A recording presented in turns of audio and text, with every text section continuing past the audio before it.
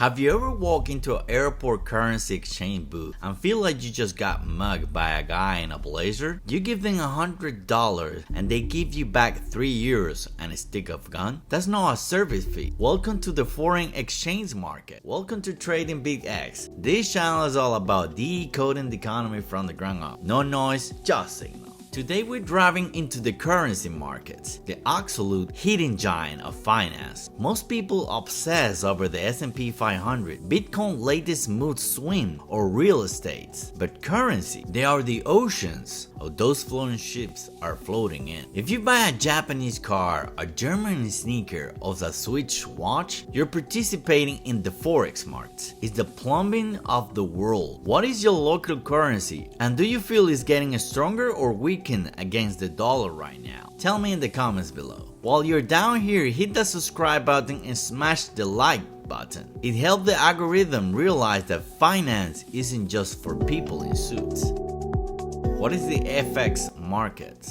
The foreign exchange or FX market is the largest financial market on earth. We're talking about 7.5 trillion trades every single day. To put that in perspective, the New York Stock Exchange is just a lemonade stand by comparison. But here's the kicker, it's not a physical place. There is no FX building in Wall Street. It's a decentralized 24/7 digital network of banks, corporations, governments. Why does it exist? Commerce. If Apple sells iPhones in London, they get pounds, but they need dollars to pay their engineers in Cupertino, California. Investment. If a Brazilian billionaire wants to buy a skyscraper in Miami, he has to don reals and buy dollar first. Speculation. Traders bet on which economy is going to outperform the others. It is the ultimate scoreboard. If a country is thriving, people want its currency. If a country is a mess, everyone sells. It is the most honest feedback loop in existence. Exchange rate, the price of money. An exchange rate is simply the price of one money in terms of another. If the euro dollar is 1.10, it means it takes $1.10 to buy 1 euro. Simple, right? But this price changes every millisecond based on supply and demand. The strong versus the weak trap. We're conditioned to think strong is good. In gym terms, yes. In currency terms, not necessarily. A strong currency makes your vacation cheaper and imports like gas and electronics more affordable, but it makes your export more expensive for the rest of the world. If the dollar is too strong, nobody wants to buy American cars because they're too pricey. A weak currency makes your people feel poorer because import gets expensive, but it turns your country into a manufacturing powerhouse because your goods are now a bargain for foreigners. Would you rather have a currency that makes your vacation cheap or a currency that creates jobs in your local factory? Let's have that argue in the comment below.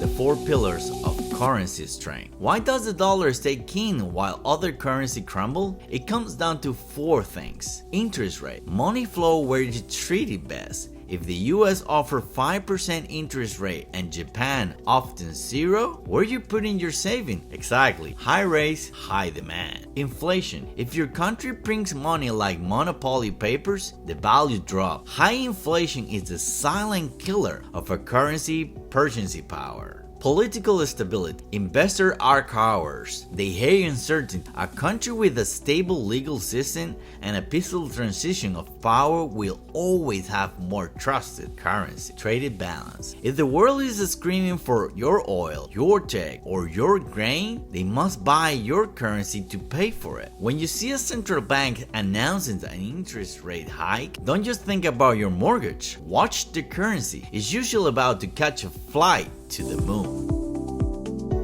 The daily scoreboard, relative strength. Here's the secret sauce. Currencies are always traded in pairs. You aren't just betting on the dollar, you're betting on the dollar relative to the euro. It's a beauty contest where every contest is slightly flawless. Sometimes the dollar goes up not because the US economy is doing great, but simply because the Eurozone or China is doing worse. We call this the cleanest shirt in the laundry theory. In a global crisis, everyone runs to the US dollar because even with its old problem, it's perceived as the safest place to hide. This is why exchange rates move even when no news happens. The market is constantly looking 6 months ahead, trying to get which economy will be the least messy.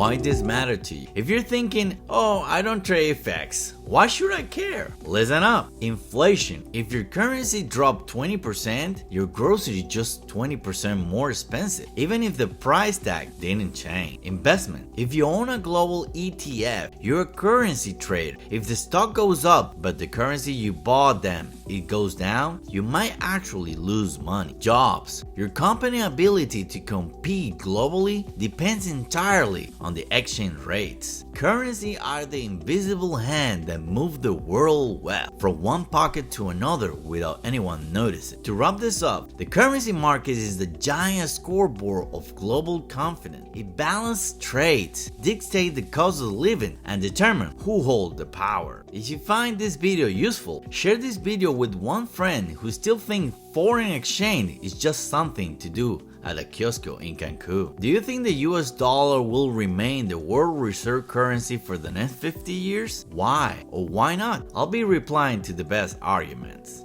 Understanding what money is worth is only halfway of the battle. The real question is, where is it going? In our next video, we're going to look how money moves across borders like a giant tidal wave. We'll talk about foreign investment, why capital flees certain countries, and how global liquidity can make or break an economy overnight. You don't want to miss. Click at the end of the video. And remember, money, markets, we're trading the future. See you in the next one.